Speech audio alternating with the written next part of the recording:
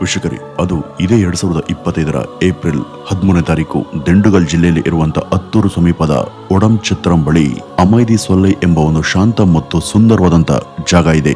ಅಷ್ಟು ನೆಮ್ಮದಿಯಿಂದ ಇದ್ದಂತ ಮತ್ತು ಶಾಂತಿಯಿಂದ ಕೂಡದಂತ ಆ ಒಂದು ಜಾಗ ಅವತ್ತು ಭಯಾನಕ ಸ್ಥಳ ಆಗಿ ಬದಲಾಗಿತ್ತು.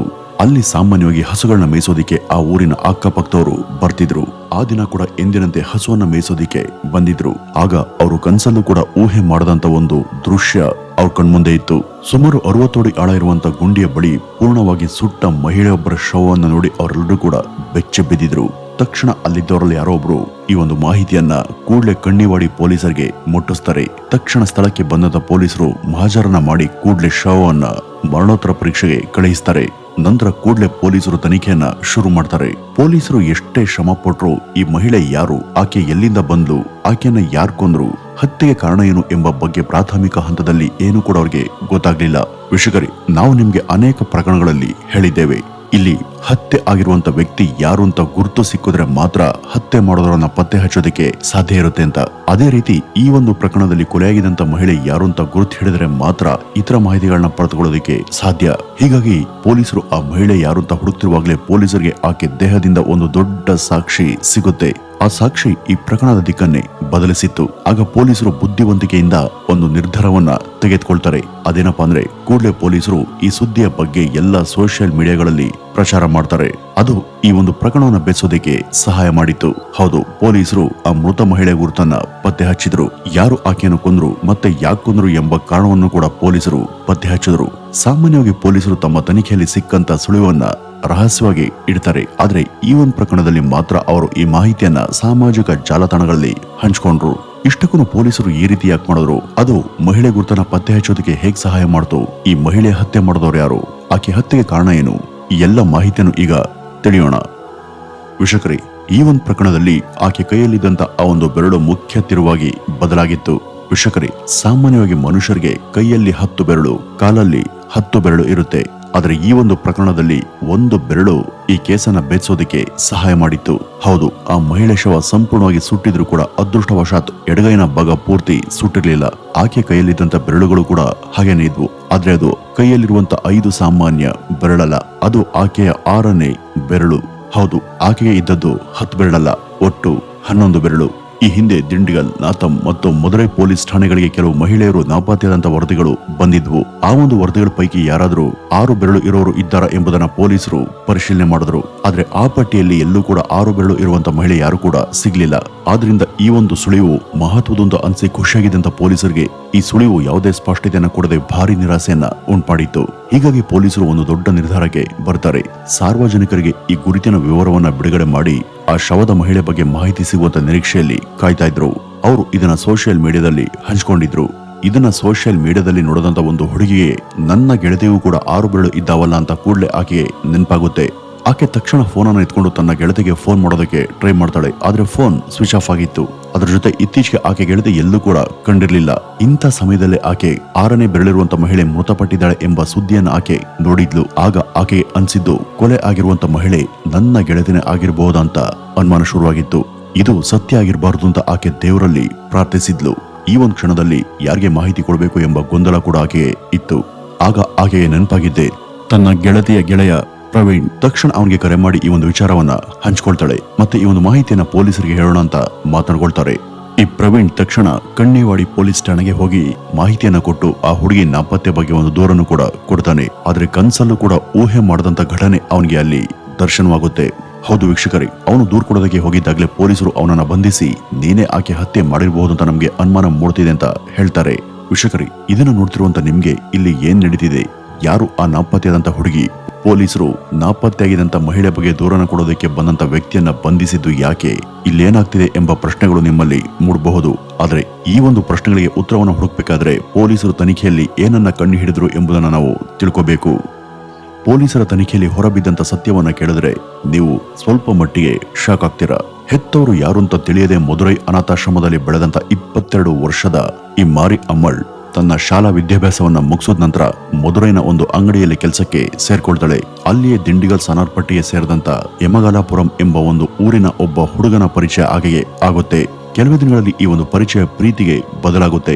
ನಂತರ ಇಬ್ರು ಕೂಡ ಒಂದು ಬಟ್ಟೆ ಅಂಗಡಿಯಲ್ಲಿ ಕೆಲಸಕ್ಕೆ ಸೇರ್ಕೊಳ್ತಾರೆ. ತಾನು ಪ್ರೀತಿ ಮಾಡ್ತಿದ್ದಂತ ಹುಡುಗನೇ ಒಂದು ಲೇಡೀಸ್ ಪಿಜಿಯಲ್ಲಿ ಗಾರ್ಡಿಯನ್ ಸ್ಥಾನದಲ್ಲಿ ನಿಂತು ಸಹಿ ಹಾಕಿ ಆಕೆಯನ್ನ ಪಿಜಿಗೆ ಸೇರಿಸ್ತಾನೆ. ಈ ಮಾರಿ ಅಮಲ್ ಬಾಲ್ಯದಿಂದನೂ ಕೂಡ ಕುಟುಂಬದ ಪ್ರೀತಿ ಅಂದ್ರೆ ಏನು ಅಂತಾನೆ ಗೊತ್ತಿರದಂತ ಹುಡುಗಿ. ಸ್ನೇಹಿತರು ಇದ್ರೂ ಕೂಡ ಸ್ವಂತದವರ ಪ್ರೀತಿಯನ್ನ ಕಳೆದುಕೊಂಡು ಆ ಪ್ರೀತಿಗಾಗಿ ಹಂಬಲಿಸ್ತಾ ಇದ್ಲು.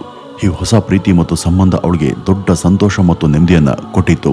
ಆಕೆ ಪ್ರೇಮಿ ಕೂಡ ಅವಳಿಗಾಗಿ ತನ್ನ ಪ್ರಾಣವನ್ನೇ ಕೊಡೋದಕ್ಕೆ ಸಿದ್ಧನಾಗಿದ್ದ. ಹೀಗೆ ಎಲ್ಲವೂ ಕೂಡ ಸರಿ ಇದ್ದಾಗ ಇದ್ದಕ್ಕಿದ್ದ ಹಾಗೆ ಒಂದಿನ ಪೊಲೀಸರಿಗೆ ಸಂಪೂರ್ಣವಾಗಿ ಸುಟ್ಟು ಹೋಗಿದ್ದಂತ ಒಬ್ಬ ಮಹಿಳೆ ದೇಹ ಸಿಕ್ಕಿತ್ತು. ಅಂದ್ರೆ ನಾವು ವಿಡಿಯೋದ ಶುರುನಲ್ಲಿ ಹೇಳಿದ್ವಲ್ಲ, ಆ ಮಹಿಳೆನೆ. ಈ ಪ್ರವೀಣ್ ತನ್ನ ಗೆಳತಿ ಮಾರಿ ಅಮ್ಮಳ್ ನಾಪತ್ತೆ ಬಗ್ಗೆ ಮಾಹಿತಿಯನ್ನ ಕೊಡೋದಕ್ಕೆ ಬಂದಿದ್ದಾಗಲೇ ಪೊಲೀಸರು ಅವನನ್ನ ಬಂಧಿಸಿ ನೀನೇ ಕೊಲೆಗಾರ ಅಂತ ಆರೋಪ ಮಾಡಿ ನ್ಯಾಯಾಲಯಕ್ಕೆ ಹಾಜರುಪಡಿಸಿದ್ರು. ನಂತರ ಪೊಲೀಸರು ಅವನನ್ನ ಸರಿಯಾಗಿ ಬೆಂಡೆತ್ತಿದ್ರು. ಕೇವಲ ಅವನು ಆಕೆಯ ಲವರ್ ಅನ್ನುವಂತ ಕಾರಣಕ್ಕೆ ಅವನನ್ನ ಅರೆಸ್ಟ್ ಮಾಡೋದು ಎಷ್ಟರ ಮಟ್ಟಿಗೆ ನ್ಯಾಯ ಅಂತ ನೀವು ಕೇಳಬಹುದು. ಆದ್ರೆ ವೀಕ್ಷಕರೇ, ಅಲ್ಲಿ ನಡೆದದ್ದೇ ಬೇರೆ. ಈ ಮಾರಿ ಅಮ್ಮಣ್ಣನ್ನ ಆಕೆ ಗೆಳತಿ ಕೊನೆ ಬಾರಿ ಈ ಪ್ರವೀಣ್ ಜೊತೆನೆ ನೋಡಿದ್ಲು. ಹಾಗಾಗಿನೇ ಮೊದಲು ಅವನಿಗೆ ಕರೆ ಮಾಡಿ ಈ ಒಂದು ವಿಷಯವನ್ನ ಕೇಳಿದ್ಲು. ಆದ್ರೆ ಅವನು ಆ ಮಾರಿ ಅಮ್ಮಳ್ ನನಗೆ ಎಲ್ಲಿದ್ದಾಳೋ ಗೊತ್ತಿಲ್ಲ ಅಂತ ಹೇಳಿದ್ದ. ಇದು ಆಕೆ ಗೆಳತಿಯಲ್ಲಿ ಎಲ್ಲೋ ಒಂದ್ ಕಡೆ ಸಣ್ಣ ಅನುಮಾನವನ್ನ ಇವನ್ ಮೇಲೆ ಮೂಡಿಸಿತ್ತು. ಅದಲ್ಲದೆ ನಾನು ಈ ಮಾರಿ ಅಮ್ಮಳ್ನ ಲವ್ ಮಾಡ್ತಿರುವಂತ ವಿಷಯ ಬಹುತೇಕ ಎಲ್ರಿಗೂ ಗೊತ್ತಿದೆ. ಇಂಥ ಸಮಯದಲ್ಲಿ ನಾನು ಸುಮ್ಮನೆ ಇದ್ರೆ ಈ ಅನುಮಾನ ನನ್ ಮೇಲೆನೆ ಬರುತ್ತೆ. ಹಾಗಾಗಿ ನಾನೇ ಮೊದಲು ಹೋಗಿ ಕಂಪ್ಲೇಂಟ್ ಕೊಡೋದು ಕ್ಷೇಮ ಅಂತ ಆತ ಬಂದು ಪೊಲೀಸ್ ಸ್ಟೇಷನ್ಗೆ ದೂರನ್ನ ಕೊಟ್ಟಿದ್ದ. ಈ ರೀತಿ ಮಾಡಿದ್ರೆ ನನ್ ಮೇಲೆ ಅನುಮಾನ ಬರೋದಿಲ್ಲ ಅನ್ನೋದು ಅವನ ಊಹೆಯಾಗಿತ್ತು. ಅದರಂತೆ ಅವನು ಪೊಲೀಸ್ ಸ್ಟೇಷನ್ಗೆ ಹೋಗಿ ಕಂಪ್ಲೇಂಟ್ ಅನ್ನ ಕೊಡ್ತಾನೆ. ಆ ಮೃತ ಮಹಿಳೆ ತಾನು ಪ್ರೀತಿ ಮಾಡ್ತಿರುವಂತ ಹುಡುಗಿ ತರ ಕಾಣ್ತಿದ್ದಾಳೆ. ಯಾಕೆಂದ್ರೆ ಅವಳಿಗೂ ಕೂಡ ಎಡಗೈಯಲ್ಲಿ 6 ಬೆರಳುಗಳು ಇದ್ವು ಅಂತ ಪೊಲೀಸರ ಮುಂದೆ ಹೇಳ್ತಾನೆ. ತುಂಬಾ ಪ್ರಾಮಾಣಿಕತೆಯಿಂದ ಹೋಗಿ ಕಂಪ್ಲೇಂಟ್ ಅನ್ನ ಕೊಟ್ಟಿದ್ದ. ಏಕೆಂದ್ರೆ ಪೊಲೀಸರಿಗೆ ಅವನ ಮೇಲೆ ಅನುಮಾನ ಬರಬಾರ್ದಲ್ವಾ, ಅದಕ್ಕೇನೆ. ಆದ್ರೆ ಪೊಲೀಸರು ಅವನ ವರ್ತನೆ ಮತ್ತು ಅವನ ಬಾಡಿ ಲ್ಯಾಂಗ್ವೇಜ್ ನೋಡಿ ಕೂಡಲೇ ಅವನನ್ನ ವಿಚಾರಣೆಗೆ ಒಳಪಡಿಸ್ತಾರೆ. ಏಕೆಂದ್ರೆ ಈಕೆ ಹತ್ರ ಆಗಿದ್ದವನು ಅವನೊಬ್ಬನೇ. ಹೀಗಾಗಿ ಪೊಲೀಸರು ಅವನಿಗೆ ಒಂದಾದ್ಮೇಲೆ ಒಂದು ಪ್ರಶ್ನೆಯನ್ನ ಕೇಳ್ತಾರೆ. ಆದ್ರೆ ಅವನು ಪೊಲೀಸರು ಕೇಳದಂತ ಪ್ರಶ್ನೆಗಳಿಗೆ ಯಾವುದಕ್ಕೂ ಸರಿಯಾದ ಉತ್ತರವನ್ನ ಕೊಡ್ಲಿಲ್ಲ. ಆತ ಹೆದರಿ ಬೆವರಿ ಹೋಗಿದ್ದ. ಹೀಗಾಗಿನೇ ಪೊಲೀಸರು ಅವರ ಸ್ಟೈಲ್ ನಲ್ಲಿ ವಿಚಾರಣೆ ಮಾಡೋದಕ್ಕೆ ಶುರು ಮಾಡ್ತಾರೆ. ಈ ಒಂದು ಸಮಯದಲ್ಲಿ ಪ್ರವೀಣ್ ಹೇಳದಂತ ವಿಚಾರಗಳು ಪೊಲೀಸರನ್ನ ಒಂದು ಕ್ಷಣ ದಂಗಾಗ್ಸಿದ್ವು. ಹೌದು, ಈ ಪ್ರವೀಣ್ ಪೊಲೀಸ್ ವಿಚಾರಣೆ ಸಮಯದಲ್ಲಿ ಹೇಳದಂತ ಮಾಹಿತಿಗಳು ಏನು ಅಂದ್ರೆ, ಹೌದು ಸರ್, ಈ ಮಾರಿ ಅಮ್ಮಳನ್ನ ನಾನೇ ಹತ್ಯೆ ಮಾಡಿದ್ದು ಅಂತ ಒಪ್ಕೊಳ್ತಾನೆ. ಪೊಲೀಸರು ಯಾಕಾಗಿ ಈ ಕೊಲೆಯನ್ನ ಮಾಡಿದ್ಯಾ ಅಂತ ಕೇಳಿದಾಗ ಆತ ಈ ರೀತಿ ಹೇಳಿದ್ದ. ನಾನು ಅವಳನ್ನ ಪ್ರೀತಿ ಮಾಡ್ತಿದ್ದೆ, ಅವಳಿಗಾಗಿ ಪ್ರಾಣ ಕೊಡೋದಕ್ಕೆ ಸಿದ್ಧಾಗಿದ್ದೆ, ಆಕೆನ ಹುಚ್ಚನಂತೆ ಪ್ರೀತಿಸ್ತಾ ಇದ್ದೆ. ನಾವು ಪ್ರೀತಿ ಮಾಡ್ತಿರ್ಬೇಕಾದ್ರೆ ಆಕೆ 2 ಬಾರಿ ಪ್ರೆಗ್ನೆಂಟ್ ಆಗ್ತಾಳೆ. ಆ 2 ಬಾರಿ ಕೂಡ ನಾನು ಅಬಾರ್ಷನ್ ಅನ್ನ ಮಾಡಿಸಿದ್ದೆ. ಈ ಒಂದು ಸಮಯದಲ್ಲಿ ಈ ಮಾರಿ ಅಮಲ್ ನನ್ ಮೇಲೆ ಮದ್ವೆ ಆಗುವಂತೆ ಒತ್ತಡವನ್ನ ಹೇರ್ತಾ ಇದ್ಲು. ಆದ್ರೆ ನನ್ಗೆ ಅದು ಇಷ್ಟ ಇರ್ಲಿಲ್ಲ. ಆದ್ರೆ ಆಕೆ ಮತ್ತೆ ಮತ್ತೆ ಒತ್ತಡವನ್ನ ಏರ್ತಾ ಇದ್ಲು. ಇದರಿಂದ ಆಕೆ ಕಾಟವನ್ನ ತಾಳಲಾರದೆ ಆಕೆಯನ್ನ ಕೊಲ್ಬೇಕು ಅಂತ ನಿರ್ಧರಿಸಿದೆ. ನಾನು ಅವಳನ್ನ ಅಮೈದಿ ಸೊಲೈಗೆ ಕರ್ಕೊಂಡು ಹೋಗಿದ್ದೆ. ಅಲ್ಲಿ ನಮ್ಮ ಮಧ್ಯ ಜಗಳ ಉಂಟಾಯ್ತು. ಜಗಳದ ನಡುವೆ ಅವಳು ಬೈಕಿಂದ ಬಿದ್ದು ಆಕೆ ತಲೆಗೆ ಬಲವಾಗಿ ಪೆಟ್ಟು ಬಿದ್ದು ಆಕೆ ಅಲ್ಲೇ ಸತ್ತು ಹೋಗಿದ್ಲು ಅಂತ ಹೇಳ್ತಾನೆ. ಆದ್ರೆ ಪೊಲೀಸರು ಲಾಠಿಯನ್ನ ಹಿಡಿದು ಇದು ನಿಜ ಅಲ್ಲ, ನೀನು ಸತ್ಯವನ್ನ ಹೇಳಿದ್ರೆ ನಿನಗೇನೆ ಒಳ್ಳೇದು, ಅವಳು ಹೇಗ್ ಸತ್ತಿದ್ದಾಳೆ ಅಂತ ನಮ್ಗೆ ಚೆನ್ನಾಗ್ ಗೊತ್ತು, ನಿಜ ಹೇಳುವಂತ ಲಾಠಿಯನ್ನ ಕೈ ಎತ್ಕೊಂಡು ಮತ್ತೆ ಪೊಲೀಸ್ ಸ್ಟೈಲ್ ಅಲ್ಲಿ ವಿಚಾರಣೆ ಮಾಡೋದಕ್ಕೆ ಮುಂದಾಗ್ತಾರೆ. ಯಾಕೆಂದ್ರೆ ಅವ್ರ ಕೈಲಿ ಆಗ್ಲೇ ಮರಣೋತ್ತರ ವರದಿ ಬಂದಿತ್ತು. ಅಲ್ಲಿ ಆಕೆ ಹೇಗ್ ಸತ್ತಿದ್ದಾಳೆ ಅನ್ನೋದು ಅವ್ರಿಗೆ ಗೊತ್ತಿತ್ತು. ಆ ಒಂದು ವರದಿಯಲ್ಲಿ ಅವಳನ್ನ ಉಸಿರುಗಡಿಸಿ ಕೊಂದಿದ್ದಾಗಿ, ನಂತರ ದೇಹವನ್ನ ಸುಡಲಾಗಿದೆ ಅಂತ ಬರೆದಿತ್ತು. ಅಂತ ಪರಿಸ್ಥಿತಿಯಲ್ಲಿ ಪೊಲೀಸರಿಗೆ ಅವನ ಕತೆ ಕೇಳೋದಕ್ಕೆ ಸಮಯ ಇರಲಿಲ್ಲ. ಕೊನೆಗೆ ಬೇರೆ ದಾರಿ ಇಲ್ಲದೆ ಅವನು ಸತ್ಯವನ್ನ ಒಪ್ಕೊಂಡಿದ್ದ. ಆಕೆಯನ್ನ ಅಮೈದಿ ಸೊಲೆಗೆ ಕರ್ಕೊಂಡು ಹೋಗಿ ಯಾರು ಕೂಡ ಇಲ್ದಂತ ಸ್ಥಳ ನೋಡಿ ಆಕೆ ಧರಿಸಿದಂತ ಬಟ್ಟೆಯಿಂದನೇ ಆಕೆ ಉಸಿರುಗಡಿಸಿ ಕೊಂದು ಹಾಕ್ತೆ. ನಂತರ 60 ಅಡಿ ಗುಂಡಿಯಲ್ಲಿ ಅವಳ ದೇಹವನ್ನು ಹಾಕಿ ಅಲ್ಲಿಂದ ಹೊರಟು ಹೋದೆ ಅಂತ ಹೇಳಿದ್ದ. ಆದ್ರೆ ವೀಕ್ಷಕರೇ, ಇಲ್ಲಿ ನೀವು ಊಹೆ ಕೂಡ ಮಾಡದಂತ ಇನ್ನೊಂದು ವಿಚಾರವನ್ನ ಆತ ಹೇಳಿದ್ದ. ಈ ಮಾರಿ ಅಮ್ಮಳನ್ನ ಹತ್ಯೆ ಮಾಡಿದಂತ ಮಾರನೇ ದಿನ ಅದೇ ಜಾಗಕ್ಕೆ ಇನ್ನೊಬ್ಬ ಹುಡುಗಿಯನ್ನ ಕರ್ಕೊಂಡು ಹೋಗಿ ಅಲ್ಲಿ ಆಕೆ ಜೊತೆ ಅಶ್ಲೀಲವಾಗಿ ಈತ ಮಜಾ ಮಾಡಿ ಬಂದಿದ್ದಾನೆ. ಈತ ಇನ್ನೆಂಥ ವಿಕೃತ ಮನಸ್ಸು ಅಂತ ನೀವು ಅರ್ಥ ಮಾಡ್ಕೊಳ್ಳಿ. ತಾನು ಜೀವಕ್ಕಿಂತ ಹೆಚ್ಚಾಗಿ ಪ್ರೀತಿ ಮಾಡ್ತಿದ್ದಂತ ಹುಡುಗಿಯನ್ನ ಕೊಂದು ಅದೇ ಜಾಗದಲ್ಲಿ ಮತ್ತೊಬ್ಬ ಹುಡುಗಿ ಜೊತೆ ಹೋಗಿ ಕಾಲ ಕಳೆದು ಬರೋದು ಅಂದ್ರೆ ನಿಜಕ್ಕೂ ಇದು ಮನುಷ್ಯರು ಮಾಡುವಂತ ಕೆಲಸ ಅಲ್ವೇ ಅಲ್ಲ. ಅವನು ತನ್ನ ಕೆಲಸ ಮುಗಿದ್ಮೇಲೆ ಆ ಹುಡುಗಿಯನ್ನ ಮನೆ ಕಳಿಸಿ ಪೆಟ್ರೋಲ್ ತಂದು ಆಕೆ ದೇಹದ ಮೇಲೆ ಸುರಿದು ಸುಟ್ಟು ಹಾಕ್ತೆ ಅಂತ ಪೊಲೀಸರ ಮುಂದೆ ಒಪ್ಕೊಂಡಿದ್ದ. ವೀಕ್ಷಕರೇ, ಒಬ್ಬ ಅನಾಥ ಹುಡುಗಿಗೆ ಇರುವಂತ ದೊಡ್ಡ ಆಸೆ ಏನ್ ಗೊತ್ತಾ? ಒಂದು ಪರಿಪೂರ್ಣವಾದಂತ ನಿಜವಾದ ಸಂಬಂಧ. ಯಾರಾದ್ರೂ ಚೆನ್ನಾಗಿ ಮಾತನಾಡಿದ್ರೆ ಅವರನ್ನೇ ಸಂಬಂಧಿಕರಂತೆ ಆಕೆ ಭಾವಿಸ್ತಾಳೆ. ಆಕೆಗೆ ಒಂದು ಪರಿಶುದ್ಧವಾದಂತ ಪ್ರೀತಿ ಮಾಡುವಂತ ಒಂದು ಮನ್ಸು ಬೇಕು. ತನ್ನನ್ನ ಪ್ರೀತಿ ಮಾಡುವಂತ ಯಾರಾದ್ರೂ ಒಬ್ಬರು ಸಿಕ್ಕಿದ್ರೆ ಆಕೆ ತನ್ನ ಪ್ರಾಣಕ್ಕಿಂತ ಹೆಚ್ಚಾಗಿ ಅವರನ್ನ ಪ್ರೀತಿ ಮಾಡ್ತಾಳೆ. ತನ್ನ ಸರ್ವಸ್ವವನ್ನ ಅವನಿಗೋಸ್ಕರ ದಾರಿ ಎರೀತಾಳೆ.